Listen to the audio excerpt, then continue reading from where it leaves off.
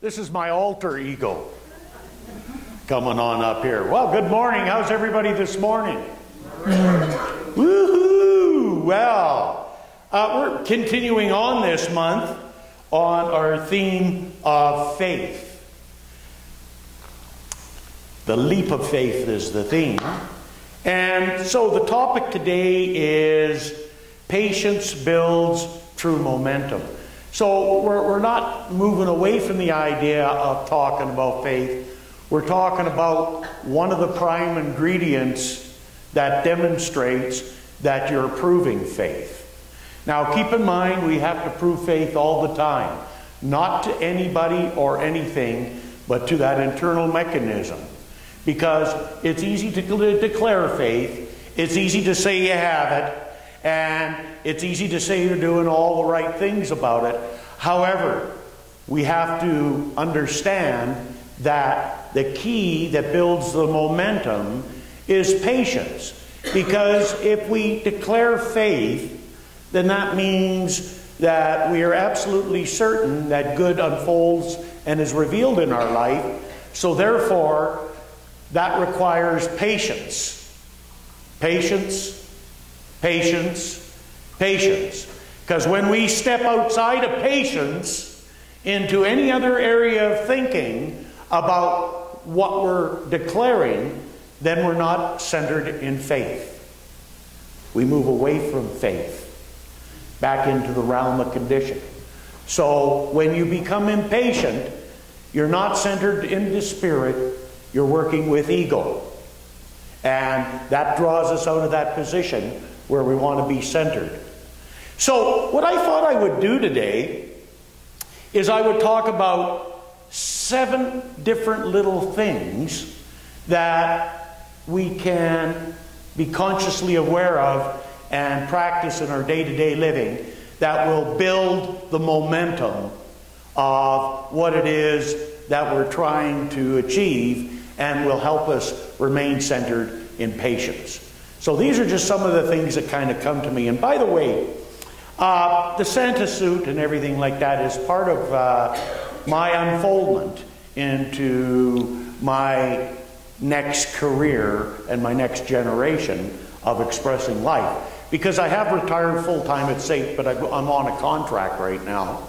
However, Ann and I have been talking about this for years, and I talked about it before Ann, and we worked on this idea because I happen to have some natural talent and ability here. I've got the gift of gab, and I've got this which helps being Santa, and also my other area that I'm moving into on more of a professional basis is my mountain man, mountain guide and tour routine, as well as I'm going to be working on doing more weddings and counseling and more of my own courses and things like that. So that's an evolving factor, and that takes time and patience and faith and the willingness to step outside of the comfort zone to embrace it.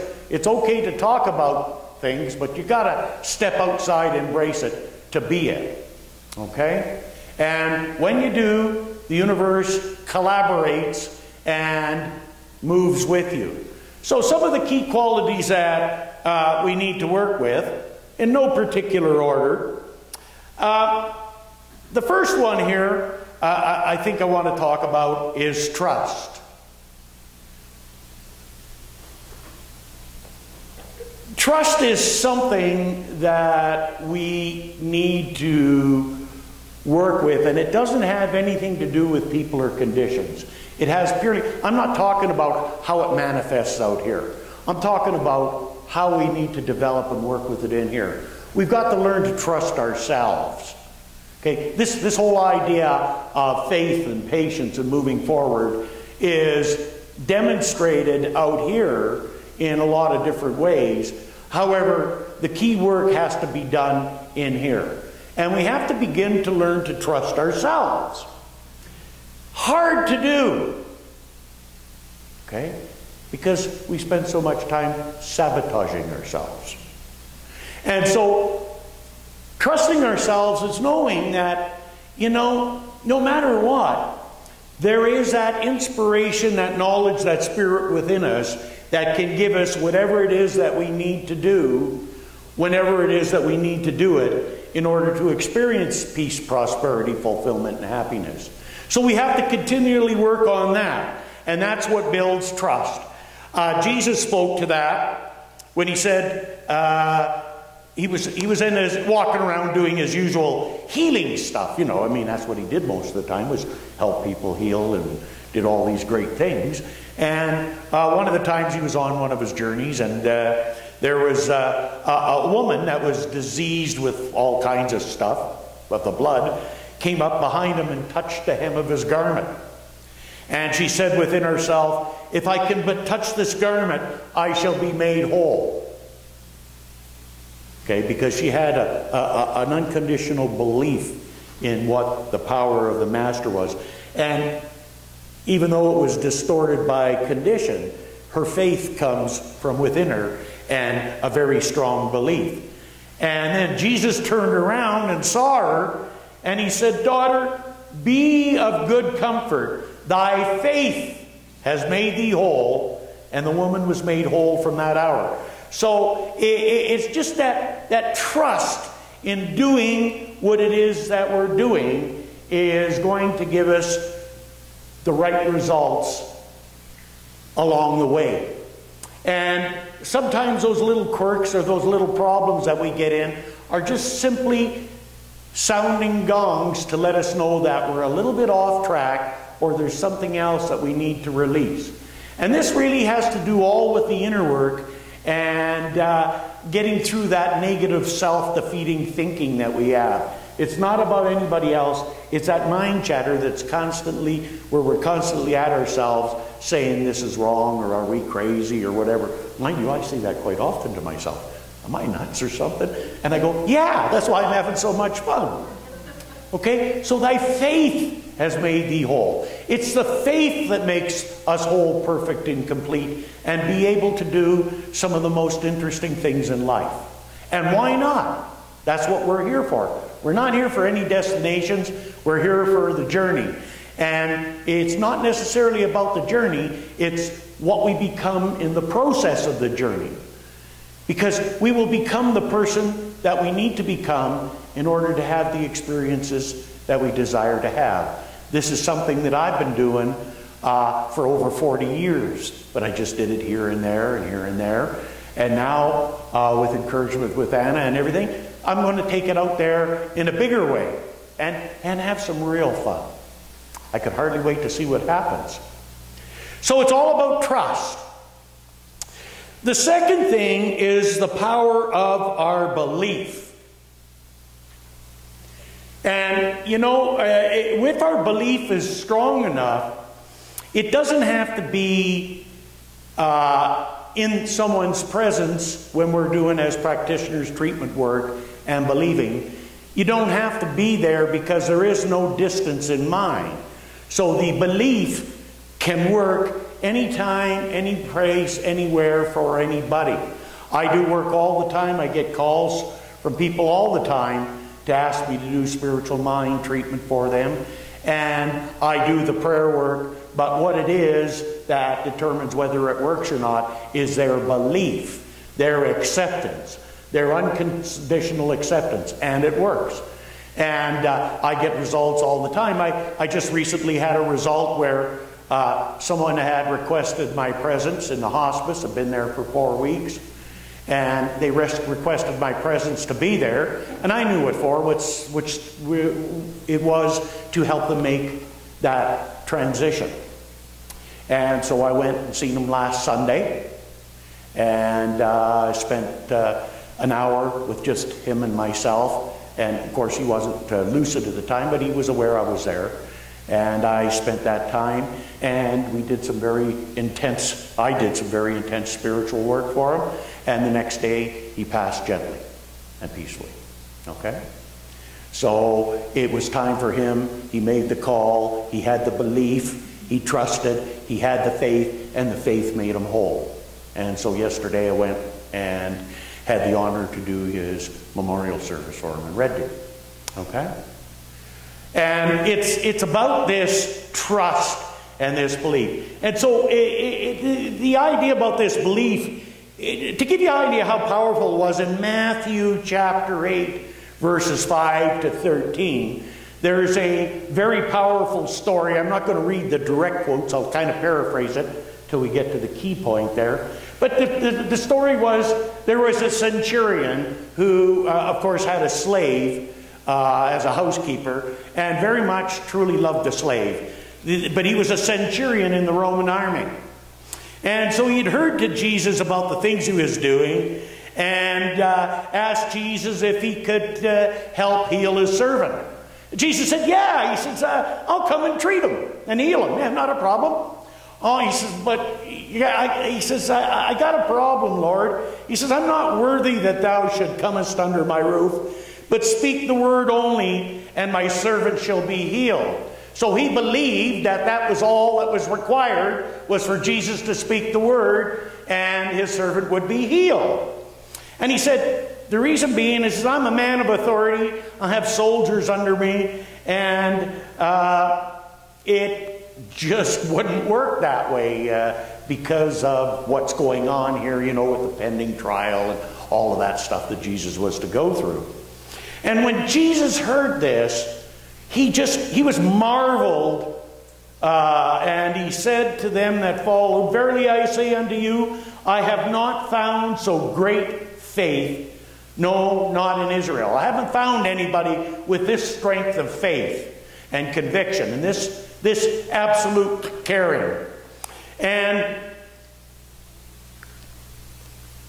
he went on and said to the centurion after that, go thy way, and as thou hast believed, so it be done unto thee.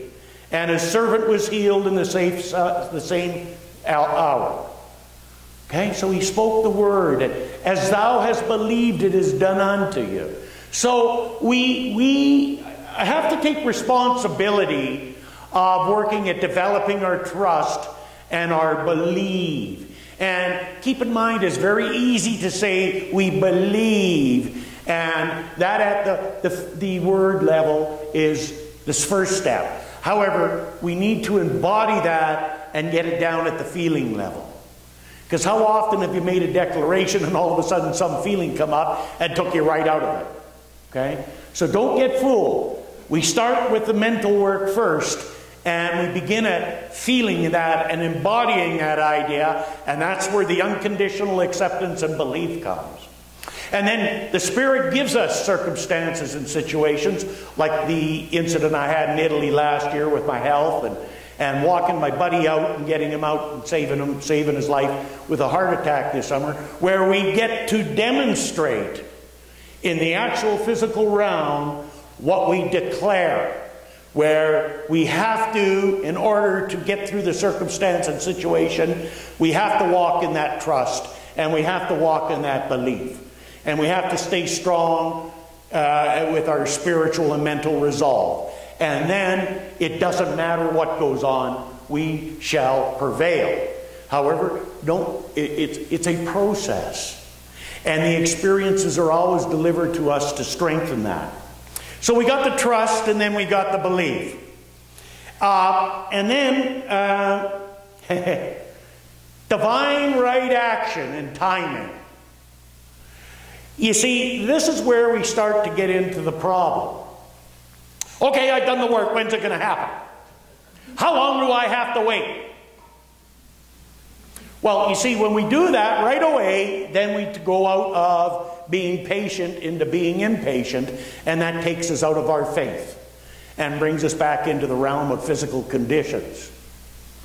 So we have to work with that. Divine right action takes place in my life, and there's a gradual, orderly, sequential unfoldment into form of the highest and best that I am. Okay, so we've got to work at divine right action and know it's taking place.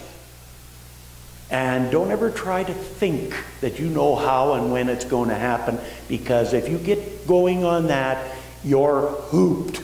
Because I don't care how smart you are, You don't. I consider myself relatively smart in this area. I've been working with it for 35 years, and I've been 100% wrong on the time frame and everything I thought how it would happen. Never been right yet. Oh, it's happened. Never on my time frame and what I thought how it would happen. Never. This whole thing here did not happen the way I thought it would happen. Didn't have a clue it would happen the way it's happening. However, it's happening. And it's even better than I dreamt of. So it's divine right action.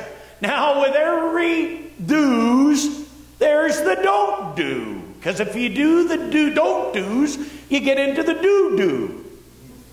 And we want to stay out of the do-do, so here's a couple of them that we got to work with. Worrying. Worrying needs to go. Worrying serves no useful purpose whatsoever except to declare to the universe that we don't believe that what we're doing is going to work. Job chapter 3 verse 25, one of the most famous sayings from the Old Testament. That which I most greatly fear has come upon me. So people get to worry and then they get to say, right, I knew it was going to happen. See? The question is, what do we want to be right about? Do we want to be right about what we worry? Or do we want to be happy? So anytime we're worrying, that's a flag for us. We're not in faith. We're not being patient. We're not building momentum. We're heading to the ditch. And you know, I've been in the ditch a lot. Nothing wrong with going in the ditch, as long as you don't go in too hard and you don't go in too stupid. Okay? That's a good awakening sometimes. So we got to stay away from the worrying. And you might be saying, that's easy to say, and correct. You're right. It's easy to say. It is something that we have to work on. Because, especially for ladies and mothers, you're trained that if you don't worry about your children, you're not a good mother. Baloney! That's not a true statement. Never focus in on what you don't want your kids to do, what you don't want people to do. Focus in on what you do want them to do. Worrying is gone. Oh yes, no attachment to outcome. And that not only is time bound, that's specific bound. No attachment to it, about how it has to happen. Because you know, it's never really happened how I thought and never been the way I thought it would be. It's always been better. It's always better. God doesn't give you less. You only get better, but if you get too wrapped up in, oh, I can't do it unless it's this way, then you're hooped. Okay? It's very restrictive because there's a lot of different ways it can happen. And it's also a limitation. Okay? Because it boxes you into that one idea of how you think it has to happen. And it's not like that. No attachment to any outcome. Okay? You can have an expectation that good's going to happen, but don't get attached to it. Especially if you've got other people involved, as you well know. Because we can't control other people's lives. We have a hard enough time controlling our own. Oh, gee. Does that get to the next point? Oh, it does, yes. This one's judgment. Anybody been doing any judging lately? Yeah. Well, maybe not anybody else, for anybody else or anything else. How about self-judgment? Yeah, there's that one. It really doesn't matter about anybody. If you could get the one solved with yourself, then you'll do well with other people. But if you can't, if you keep judging self, then it's an automatic thing to judge other people because that's the orientation. That's what you say. I'm a judger. So if I'm terrible, I'm going to look at other people being terrible and see how terrible they can be. And people, everybody's terrible in their own way. But if that's what you want to see in them, bring it out by judging. Jesus said in Matthew chapter 7 verse 1 day, judge not that ye be not judged. Judge not. He goes on to talk about that because if you judge, you're putting that into the principle in the law. And that's what you say you want to have as an experience of people. And all you got to remember is every sinner has a future and every saint has a past. Okay? Is it? It is. Well, there you go. It's the title of a book. Well, it should be. There you go. But it's a true statement. Okay? So it doesn't really matter. It only matters where you're at, what you're doing, and proceeding and moving forward. Because we've all been in that other place. So that's judgment. Yeah. One other one here is that this is a tough one. This deals with control. Now, two things I want to say about control. One is there is a way you could be totally in perfect control of your life. 100% in control of it. For all you control folks, listen very carefully, because it can be done. I've been in situations where I've had to follow that, and it's true. And that is when you can let go 100% of the need to control anything. Then you are 100% in control. Because then the Spirit can work through you unencumbered by all these false ideas. And it will always give you what it is that you need to know when you need to know it in order to experience this peace, prosperity, fulfillment, and happiness. If we can get our, as Emerson said, bloated nothingness out of the way and let go of control. The second important part about this that helps to do it is to know that with the universe, you're on a as-need-to-know basis. We would like to know sometimes, well, if I had this or I knew this was going to happen, then I'd do this. Anybody ever do that? Yet that's not how it works. Because you're never going to get the guarantees. They're there, but they're not tangible. Well, I'll make this step when this happens. No, you need to make the step, then that's going to happen. When is that going to happen? I don't know. I'm not running the universe. I'm not running the show. I just know it will.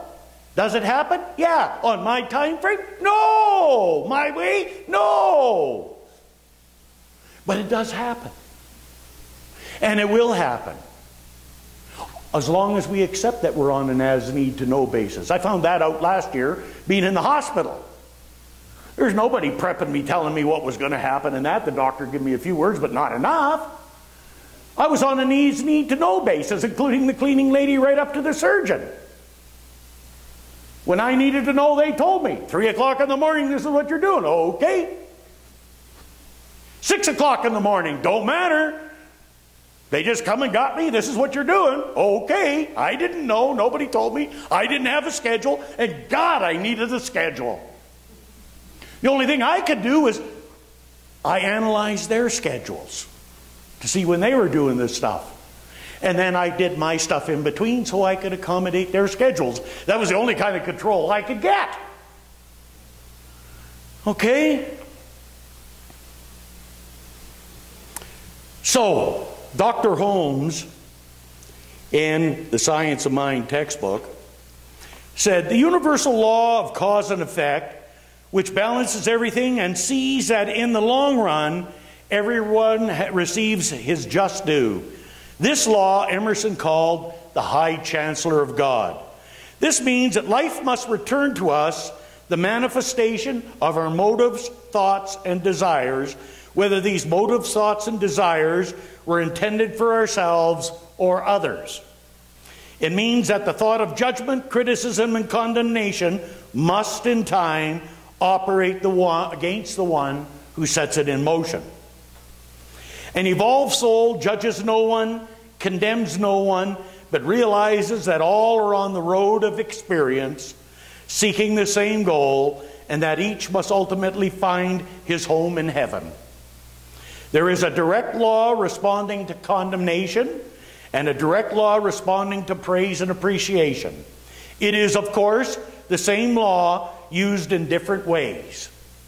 There is a law common to all people which responds to every man's belief in life at the level of that belief.